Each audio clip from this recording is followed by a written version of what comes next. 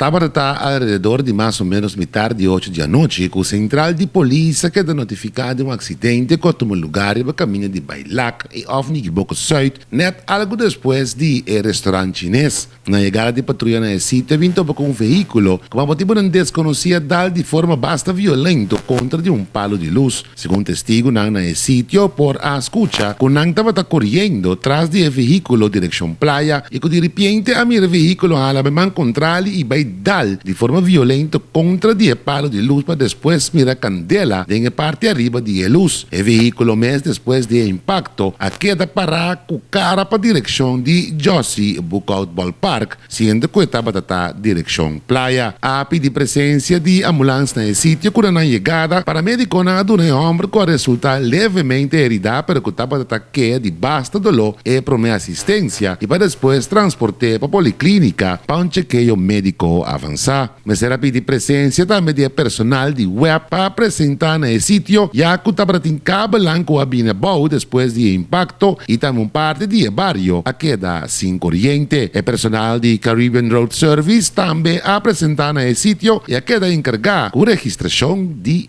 acidente. A mim é Giancarlo Maduro para Dutch Caribbean TV, e canal para Caribe Holandês.